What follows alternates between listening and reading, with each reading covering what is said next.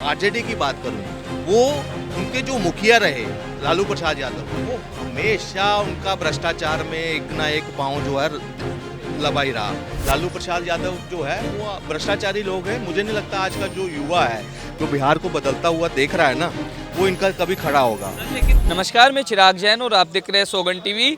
इस साल के अंत में होने वाले बिहार चुनाव पर सबकी निगाहें तेज है। सब जानना चाहते हैं कि आखिर क्या होगा इस बार बिहार में, किसकी बनेगी सरकार। तमाम विषयों को लेकर के हम सीधी करेंगे जनता से बात। आइए सीधा जानते हैं, क्या नाम है आपका? मेरा नाम पवन केसर है। पवन जी, दिल्ली में तो बीजेपी ने डबल इंजन सरकार बना ली और अब दिल्ली के बाद बिहार की जो है बारी है। क्या लगता है बिहार में बीजेपी का फ्यूचर कैसे देखते हैं आप? बिल्कुल, देखो बीजेपी का फ्यूचर ब्राइट है और अभी भी अगर कहोगे तो एनडीए की सरकार वहाँ चल रही है नीतीश जी के साथ में। बात आती है कि कंपटीशन में कोई है भी या नहीं आता है। यहाँ कंपटीशन है ही नहीं आज के टाइम पर।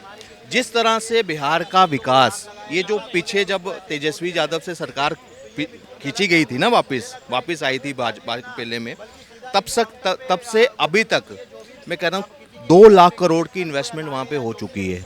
कई ऐसे रुके हुए प्रोजेक्ट जो है वो चल रहे हैं और आज बिहार की जनता भी इस चीज़ को मान रही है कि हमारे रोड्स, हमारे जो प्रोजेक्ट्स, बिल्डिंग, हॉस्पिटल, सारे दिन ब दिन डेली कोई ना कोई जो है हॉस्पिटल से रिलेटेड या कुछ ऐसे टेंडर निकल ही रहे हैं, क्योंकि ये एक वहाँ व्यवस्था वो आ गई है सुशासन की कि। और नीतीश कुमार को तो कहा ही जाता है सुशासन बाबू, उन्होंने एक नाम ही उसका रखा था सुशासन बाबू। तो आज जो है मुझे नहीं लगता कि आने वाले जो चुनाव है उसमें कोई कॉम्पिटिटर इनके आसपास खड़ा ही है। दूसरी तरफ आरजेडी की बात करूं, वो उनके जो मुखिया रहे लालू प्रसाद यादव, वो हमेशा उनका भ्रष्टाचार में एक ना एक पांव जो है लबाई रहा। चारा घोटाला में तो वो आज भी सजा जापता है। अब नई एक उनकी फाइल खुल रही है, वो है लैंड फॉर जॉब स्कैम में। और कम से कम कितने जगह के टुकड़े हैं जो उनके नाम से आवंटित हैं, उसमें उनके बेटे का नाम भी आ रहा है, उनके परिवार का नाम भी आ रहा है।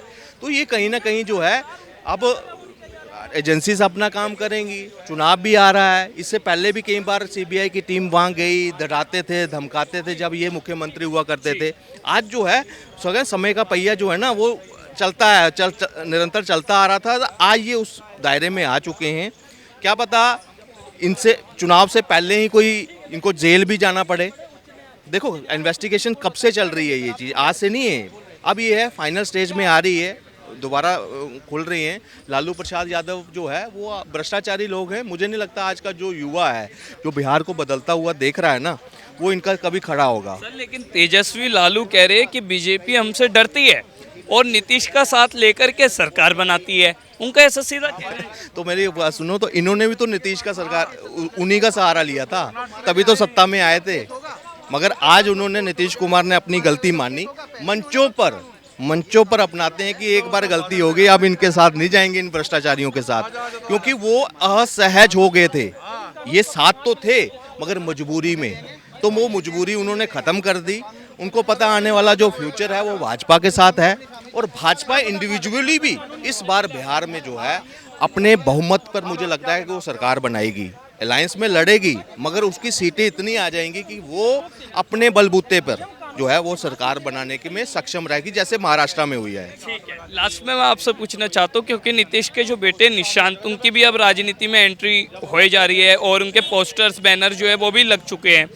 सब जानना चाहते हैं कि आखिर इस बार बिहार का सीएम कौन बनेगा। देखिए, जो निशांत की अगर बात करूं, उसने तो हमेशा नकारा है। इससे पहले भी कई बयान आते थे, तो वो कहता है कि मैं तो कृष्ण भक्त हूं, मैं तो श्याम भक्त हूं, तो मुझे उसमें रहने दो, मैं राजनीति में है। हाँ, समाज सेवा से रिलेटेड मेरा 24 घंटे काम तो है, मगर मैं कहता हूँ कि अगर ऐसा आदमी आता है, धार्मिक आदमी आता है, तो हम उसका वेलकम करेंगे। अच्छा है, अगर बाकी पार्टियों के नेता, उनके बच्चे चला रहे हैं, पूरी गद्दी चला रहे हैं, तो एक अगर और हो जाएगा तो क्या फ़र्क पड़ेगा। मगर बात आती है कि अच्छा सुशासन देने वाला हो, अच्छी जनता को नीतियों उनको पहुंचाने, उनका विकास करने वाला हो, अगर आता है तो वेलकम है उनके लिए, सबको हक है।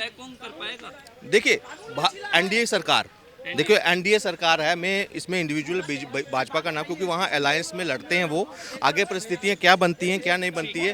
भाजपा अपने दम पर आज मजबूत है, आज उसका एक ऐसा नेतृत्व है कि ग्राउंड लेवल से लेकर शीर्ष नेतृत्व तक जो है ना, बिहार में एक अच्छी पकड़ बना चुके हैं, अच्छा काम कर चुके हैं। लोगों के पास जाकर उनके पास बताने के लिए है कि हमने यहाँ हॉस्पिटल बनाए, हमने स्कूल बनाए, हमने रोड बनाए, हमने डेवलपमेंट का काम किया है। भाजपा जो है जाति के ऊपर वोट नहीं मांगेगी, धर्म के आधार पर वोट नहीं मांगेगी तो विकास के नाम पर, और उतना विकास उन्होंने किया है कि वो बहुमत की सरकार बना सकती है। बातचीत करने के लिए बहुत शुक्रिया। तो इन्होंने बताया कि इस बार बिहार में डबल इंजन सरकार दोबारा बनने जा रही है और लालू और तेजस्वी के भी तमाम राज इन्होंने खोले। अब देखना होगा बिहार की राजनीति में आगे और क्या कुछ खास रहता है। तब तक आप जुड़े रहिए सौगन टीवी के साथ। वीडियो जर्नलिस्ट गौरव के साथ चिराग जैन, सौगन टीवी, दिल्ली। आप देख रहे हैं सौगंध टीवी, सौगंध वतन की।